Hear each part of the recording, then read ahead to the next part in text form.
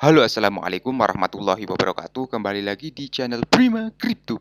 Buat kalian yang baru datang di channel Prima Crypto, silahkan bantu subscribe channel Prima Crypto karena subscribe itu gratis dan nyalakan loncengnya agar kalian bisa mendapatkan notifikasi video terbaru dari saya setiap harinya.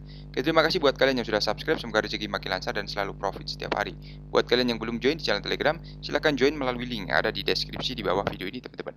Oke, di kesempatan kali ini kita akan mencoba membahas Shiba Inu ya. Bagaimana kabar kalian, Shiba Army? Semoga dalam keadaan sehat dan cuan everyday. Hari ini untuk Shiba sedikit mengalami kenaikan teman-teman 0,20%. Data dari CoinMarketCap dan harga saat ini 0,2 rupiah.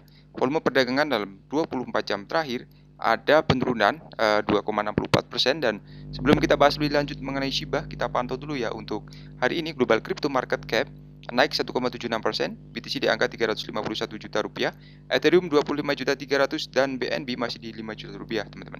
Kemudian video ini hanya sekedar sharing, berbagi ke teman-teman semua segala keputusan untuk berinvestasi ada pada diri kalian sendiri. Selalu riset, gunakan dana dingin dan bebas ya dalam melakukan investment.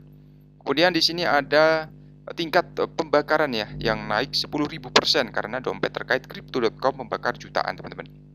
Jadi lebih dari 20 juta Shiba terbakar dalam 24 jam terakhir dan terlihat laju pembakarannya meroket hingga 10.000% ya yang belum pernah terjadi sebelumnya dalam 24 jam terakhir.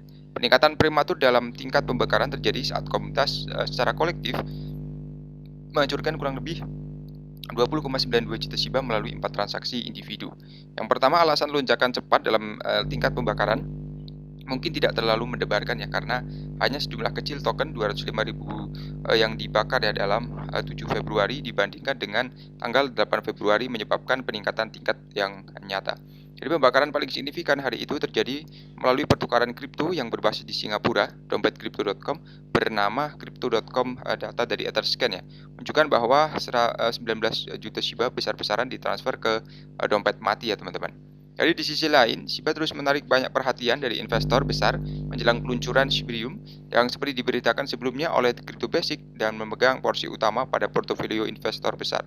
Shiba menyumbang 16% dari 5.000 kepemilikan paus Ethereum teratas ya, tidak termasuk stablecoin. Paus 5.000 terbesar saat ini memiliki total gabungan 52 triliun Shiba yang saat ini bernilai 733 juta dolar teman-teman. Dan tambahan mengenai hujan Shiba, Paus memegang 51 triliun Shiba senilai 735 juta dolar teman-teman. Jadi hujan token ini di antara 5.000 alamat Paus. Menurut laporan terbaru Wellstat, Shiba adalah holding terbesar kedua di antara daftar kaya Ethereum pada 2023. Jadi untuk 5.000 wallet Well teratas menunjukkan bahwa Well memiliki kurang lebih 735 juta dolar, itu sekitar 50,9 triliun token senilai 735 juta dolar ya teman-teman. Jadi hanya berada di belakang stablecoin yang menguasai 17,28% dari keseluruhan kepemilikan senilai 993. Di sisi lain, tidak terlalu jauh dengan 16% dari keseluruhan kepemilikan ikan paus. Well termasuk pertukaran kripto terkemuka seperti Binance, Coinbase, Robinhood, Wazir, dan antara lain. Teman semua bisa membaca detailnya di sini. Nanti kita akan jelaskan. Jadi untuk Paus mulai mengambil posisi masuk dalam token bertema anjing di Juni 2021 setelah rally selama kuartal pertama dan kuartal kedua di tahun yang sama. Sejak itu banyak Paus seperti Gimli dan Blue Whale antara lain mengumpulkan jutaan dan miliaran token meskipun terjadi penurunan harga pada tahun 2022. Gimli dan Blue Whale menjadi berita tahun 2021 karena membeli Shiba hampir setiap minggu ya selama hampir 3 bulan. Dan bisa dibilang satu-satunya token yang diambil Paus sejak 2021. Setiap penurunan dan kenaikan harga pada 2023 saja teman-teman. Jadi untuk perkembangan menunjukkan bahwa Paus Shiba secara dapat memberikan hasil yang diinginkan ya dalam jangka panjang, kemudian mengubah jutaan menjadi miliaran dolar teman-teman.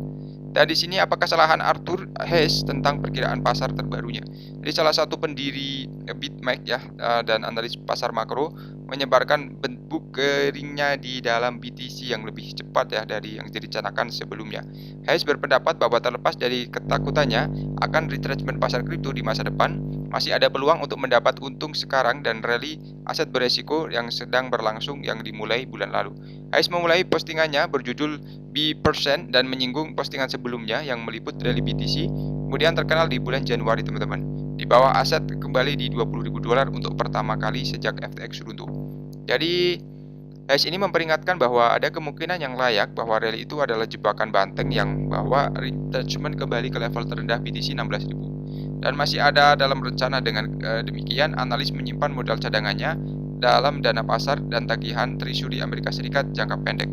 Namun, co-founder kini telah mempertimbangkan kembali, percaya bahwa BTC belum berakhir ya, karena dua alasan. Pertama, Treasury kemungkinan akan membelanjakan 500 miliar dolar lagi ke dalam ekonomi segera karena batas utang negara yang semakin dekat ya teman-teman. Dan apa sih proyek selanjutnya?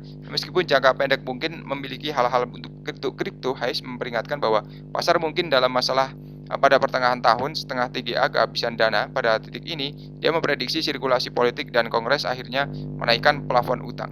Jadi saya akan mengatakan masa depan ini negatif dan pada margin untuk aset beresiko. Saran Hayes, itu artinya jika Anda berencana untuk membeli aset beresiko sekarang, Anda harus siap untuk mengamati pasar dengan sangat cermat dan bersiap untuk menekan tombol jual segera setelah TGA benar-benar ditarik ke nol ya. Dan di sini ada tambahan dari ekonomi, data dan indikator atau termasuk suasana yang lebih optimis di pasar keuangan menunjukkan kemungkinan nyata bahwa Federal Reserve akan menentang ekspektasi sebelumnya dan berhasil melakukan soft landing di ekonomi terbesar dunia saat itu. Jadi jika demikian, itu sekali lagi dapat memaksa penasihat investasi yang menyukai BTC untuk kembali ke papan gambar yang cara membingkai aset sulit dikategorikan sebagai sesuatu yang dapat dipahami. Jadi pertimbangkan ya beberapa narasi BTC yang diangkat dari Wall Street. Ada deskripsi yang dulunya umum tentang itu sebagai dana lindung inflasi teman-teman. Kemudian lalu ada kisah emas digital terkait tetapi lebih bernuansa di mana BTC dianggap sebagai aset digital ya yang langka dan tidak dimainkan dengan baik. Kemudian untuk proporsi nilai BTC yang lebih besar teman-teman. Jadi untuk jawaban yang agak tidak memuaskan, baru saja melakukan latihan yang menunjukkan bagaimana argumen ya teman-teman untuk berinvestasi dalam Bitcoin telah gagal ya. Jadi selanjutnya bagaimana nasib BTC ya, semoga saja sih tetap ada dan terus berlanjut ya, karena sebentar lagi juga akan halving ya. Semoga saja bisa ngepump lagi ya teman-teman.